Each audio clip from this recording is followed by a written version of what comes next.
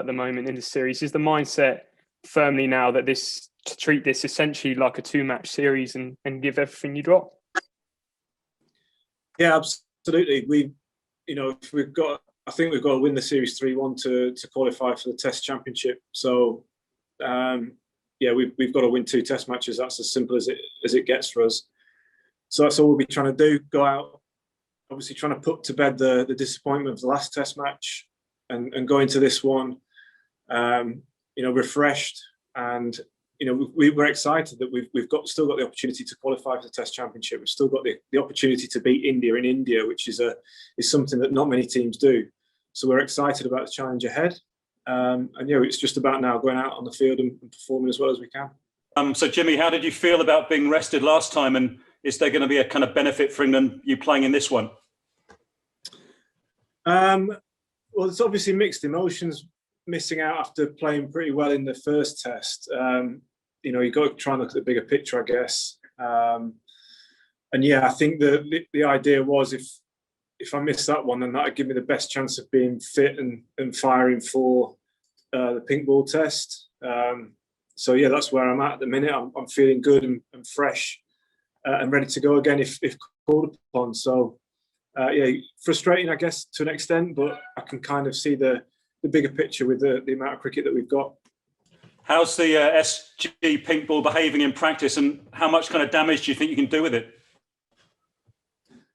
Well, it is swinging a little bit, probably a little bit more than the red one. But obviously, it's until you get out there in the middle in a match situation, you don't really know what it's going to do. So the nets have done a little bit, but we just have to wait and see. Obviously, I'll be keeping my fingers crossed if I do play and we bowl first, and I'll be hoping it does a little bit. Yeah, you've played all 3 of England's day-night Test matches, Jimmy, in Edgbaston, Adelaide, and also in Auckland, and done pretty well, haven't you? I mean, 5 in Edgbaston, 6 in Adelaide, and the Auckland Test match, you got 3. It was dominated by Bolt and Southey. So is Seam going to dominate this Test match, do you think, with the pink ball again? Again, it's hard to predict because obviously the pitch at the minute has got grass on it, but I'm pretty sure that it's not going to be there when we turn up on the match day. So we just have to wait and see what happens. Like I said, we as seam bowlers, you prepare for the ball to bowl as best you can in any given conditions. If it does swing, then great. If not, then we've still got a job to do and trying to take wickets and find ways of taking wickets. So we just have to wait and see.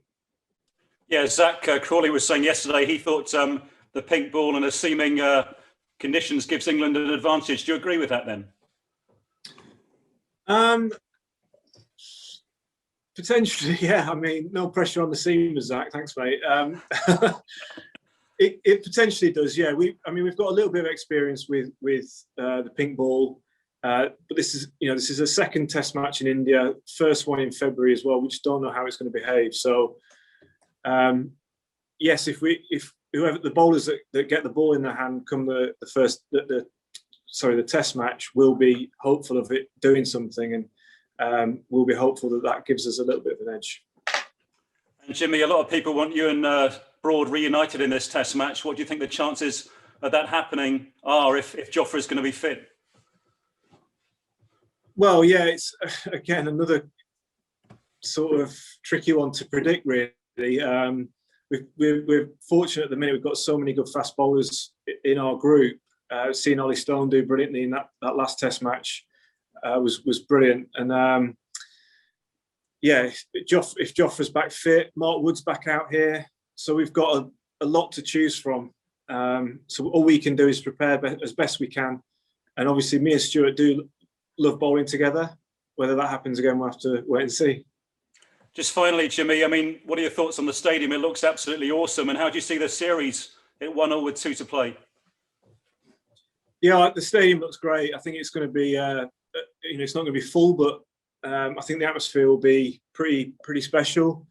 I think that the pink ball Test matches we've played have had a sort of different atmosphere as well, and a real special one, something that the guys will remember. So we're all looking forward to it immensely. And going into it 1-1 series well in the balance. You know, we've obviously had a disappointing second test, but the key for, you know, we've tried to maintain level heads throughout. You know, we don't get too excited when we win.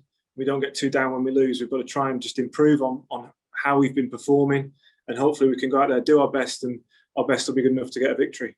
Seen you train both in the day and at night in this new stadium. Have you seen a marked difference with the pink ball when it is light for the batsmen, for example, when bowling to them? There's not a difference, I don't think, in how it behaves as such. I think the difficulty will be just adjusting the eyes to the different lights. Twilight, the guys have said, has been a bit tricky. I caught some balls the other night. It was a little bit tricky to pick up at first. It takes a bit of getting used to. And to be fair, we found that in all the test matches we've played, whether it's in England or Australia or New Zealand, where we played the others. It does take that bit of time to get used to as the light fades and the floodlights sort of take over from the natural light, should we say? Just another quick question about the pink ball. Does it feel the SG feel any different to the Dukes or the Kookaburras? They seem different, or does it feel any different at all?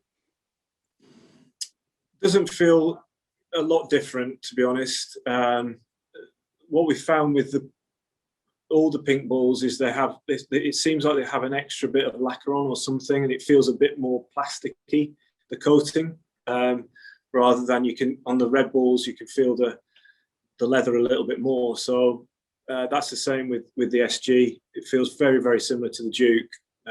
So yeah, not much difference at all. And do you think it might just level things out a bit? I mean, I think the toss was pretty important in the first two tests. We just said earlier about if we bowl first, as though that might not necessarily be a bad thing. So I think it might just be a bit slightly more level playing field with regard to the toss and that sort of thing. Potentially, yeah.